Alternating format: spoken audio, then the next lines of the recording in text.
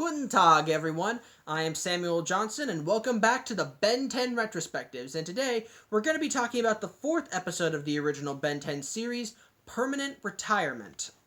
And now, before I start talking about the episode, I'd like to apologize in advance for the lighting in this area. I have tried to improve it, but unfortunately, the lighting in my living room is not as good as the lighting in my room. So if there are probably gonna be some times where half of my face is gonna be in shadows, and that might interfere with the viewing. So if there are any problems, I apologize in advance, and I promise you, I'm most likely not going to be shooting in this area at any other time in the future. So anyway, let's talk about the episode.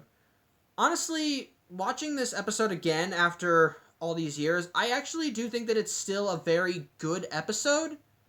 But I think there are some little things that I might have missed when I was younger or just might have ignored. So, anyway, the plot of this episode is pretty much Ben, Gwen, and their grandfather are going to their aunt's place for the weekends, and she lives in a retirement village, and Ben is just utterly convinced that their trip there is just gonna suck, and that he's not going to have any fun at all. But when they're getting there, he immediately starts noticing these strange things with the old people. Like, as they're driving in, he sees an old woman do a backflip off of her roof. And then when they actually get to his aunt's place, her neighbor winds up growling at him through the window and starts twisting his neck into these weird positions. And while Ben doesn't say anything, he still kind of notes it's weird. But when they do get into their aunt's place, Ben is just getting more and more bored to the point where he decides to sneak out using the Omnitrix. So he goes Ghost Freak, a ghost-like alien, which I'll talk about later on, and flies out and sneaks out of the house. And while he's out, he starts noticing even more strange things, like he sees an old woman jump onto her ceiling and eat a fly, and then he notices her aunt's neighbor driving away in a golf cart with his rug rolled up. He decides to follow him, and he winds up following him to this lot of dumpsters. And when the old man gets there, he sees him able to stretch his legs so he can walk over a chain link door, fence, whatever. And he moves one of the dumpsters aside and is about to drop the rug in, but just before he does, the Omnitrix times out. Ben is caught. He runs away from this guy who is just pretty much unrelenting. He's just like a monster. He's roaring. He's stretching his limbs. He's doing all this stuff. And it looks like Ben's almost about to get caught by this guy, but he managed to get saved at the last minute because just as he was getting captured, sprinklers went off near him, and the guy runs away. And Ben is confused, but takes it. He goes back to his aunt's house. His aunt is in bed. He tells his grandfather and cousin about this, and while they are skeptical, though I don't know why, they do decide to investigate. And they go to her aunt. For some reason they go to his aunt's neighbor's house. And while the rug is missing, there's nothing really alarming. And they decide that they need to go to bed, but the next day, they find out that their aunt has probably been taken over by whatever these things are when she starts acting strangely. And then after she leaves to go look for their grandfather, who said he was going to be taking a walk that morning, Ben and Gwen decide that they're just going to do their own investigation, and Ben opts that they should look into that dumpster that he saw Marty dumping his rug into the day before. But on their way there, there's suddenly pretty much everyone in the retirement village is attacking them. They're all pretty much these monsters. Even their grandfather is now one of them. So they all run away from them. They manage to get to the dumpster, move it aside. They get into the underground area. And when they get into upon getting into there and losing all these monsters, they discover that they find a giant spaceship with pods inside and outside of it. And it turns out in each one of these pods is one of the old people from the retirement village. And after they get their grandfather free, they learn that these things are taking the old people to bring them back to their home for lunch. and they are, and to try and which is what, and that's why they've been shape-shifting, so that anyone that's still human in the retirement village won't suspect anything's wrong and think that these people are gone. So Ben decides he's going to fight off these creatures that are not, that have managed to get to them. So he goes heat blast and starts fighting, blast them with a fiery inferno, but instead of actually hurting them, it actually makes them stronger. And it turns out that these things actually are made stronger by heat, which is one of the reasons why they came to this specific retirement village, because it was in the desert.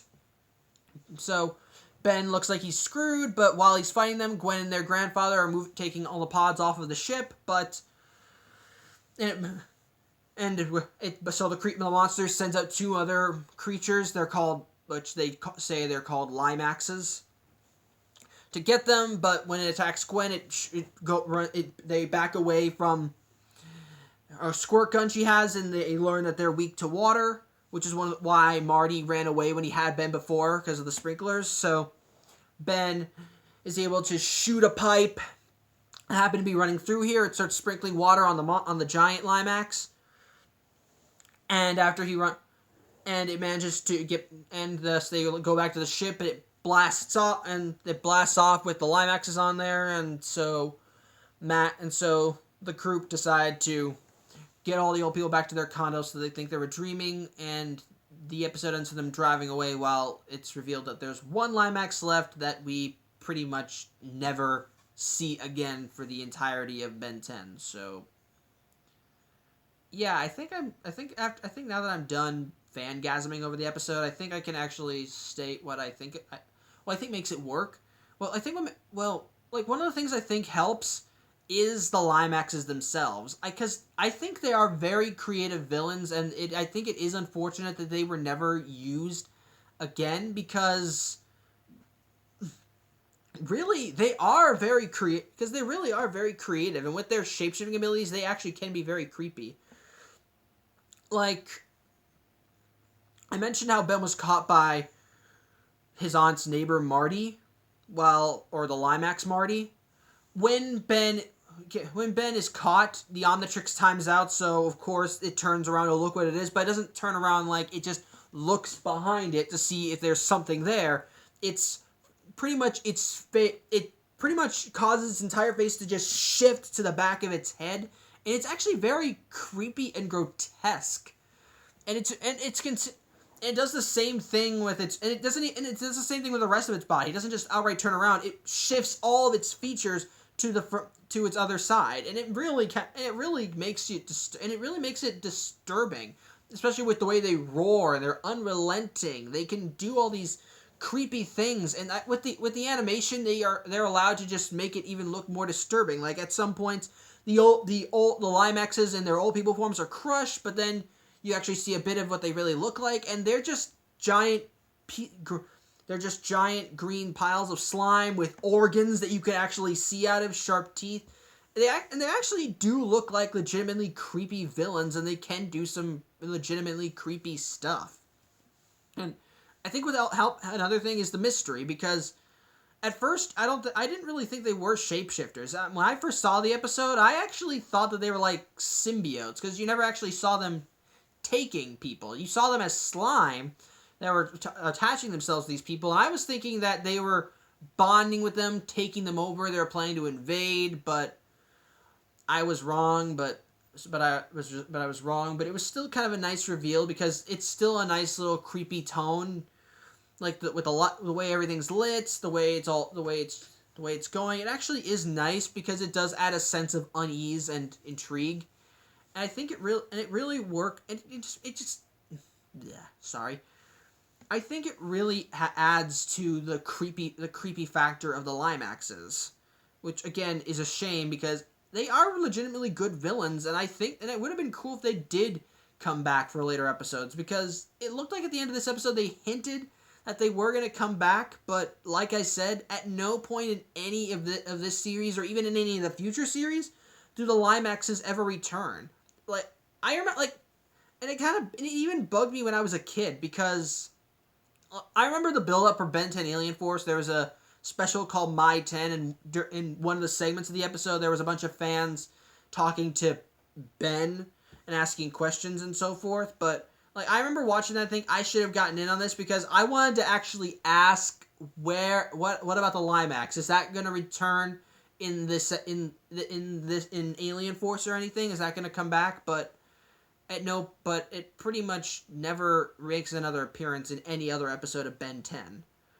So, but again, there are some. My complaints with the episode are kind of minimal, but they are there. Like when Ben first discovers the Limaxes and tells to Gwen and Max, he doesn't immediately tell them about the hidden entrance under one of the dumpsters, and instead they decide to go check out the neighbor's house. And while they probably should investigate that, I probably think it would have been a good idea if they had, I don't know, like split up. They could have checked the dumpster and then that, or they just went to bed instead of actually doing further investigations. It just kind of seems weird to me. Like I feel like they could have done better, especially with Max on board and helping. But it didn't take away from the episode too much, but it was noticeable. I'm trying to think if there's anything else I had a problem with. Honestly, I think aside from that one story gap, I think there wasn't really much to it, I feel like I probably should comment on how the Limaxes were weak to water, and honestly, you can make of that what you will. Like, maybe you can do a Nostalgia Critic rant about how they come to a planet mostly covered in water, but I think it kind of avoids that issue because really, it's not really a full-on invasion in this episode. In the signs, it kind of seemed like a dumb choice for the aliens to be weak to water, and yet they come to this planet mostly covered in it to invade. But in the case of these creatures, it's not really a big issue because, one, they are very threatening with what they are, not just in subtlety but in action. And on top of that, there aren't a lot of them, so they're not even aiming to take over the world. They're just here for a dinner.